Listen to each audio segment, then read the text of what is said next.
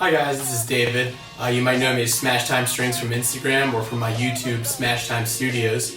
And Universal invited me to do a review of the True Frequency line. So let's just go ahead and get right into it. The first thing you need to know is that the frequency comes in three models. You have the speed model, designed for attack. You have the universal model, designed for midfield. And you have the defense model, designed for defense. They cost $85, and this is the first generation of heads from True, so it's a very interesting way to judge them and see what they've come up with. So let's just go ahead and get right into the pros and the cons. The first thing that I'll say about these heads are that they're very stiff for their weight. The speed and the universal, I believe, are 4.9 ounces, and the defense, I believe, was 5.3 ounces. Which are, I think, pretty solid in terms of what the rest of the market has done.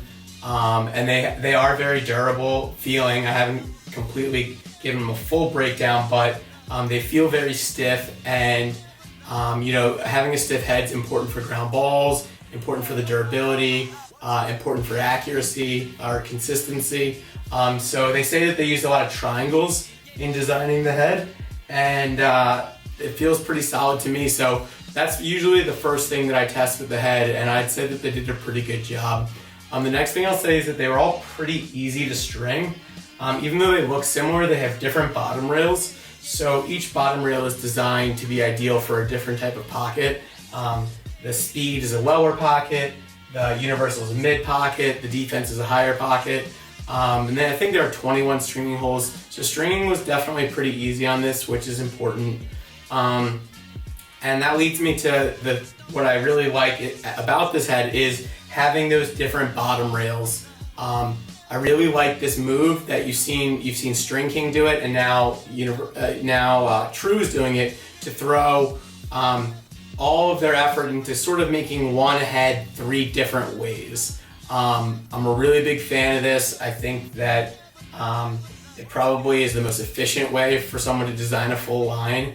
And I think that in terms of the bottom rail, they definitely nailed the different bottom rails that lead to different pockets that each position seems to prefer. In terms of the things that I think maybe need a little improvement, there's no sort of throat rattle technology. So you've seen throat lock or a throat bolt or two screw holes or anything like that. There isn't anything like that. I haven't had a problem with it rattling. I just think that at this point in the game, a head that's around the $85, $90 price point needs to have something like that ideally. And then I think as much as I like that they designed one head sort of three ways, I think that the face shape is just too similar amongst them, to the point where I think that the speed could be a little bit more pinched, and I think the defense could be a little bit less pinched, and I think that the universal is good for the type of head that it is. But overall, I think that in terms of first generation from a company, True did a really good job. It's not an easy thing to do, and I really like where this head is, and I'm excited to see where they have to go from here with it. But overall, I think that True did a great job. I'm very excited about it. I'm very excited to get these products tested a little bit more even and see how they hold up. But thank you to Universal for having me on to give you guys a review. And I'll try and keep up with it if you guys have any questions. And thanks for watching.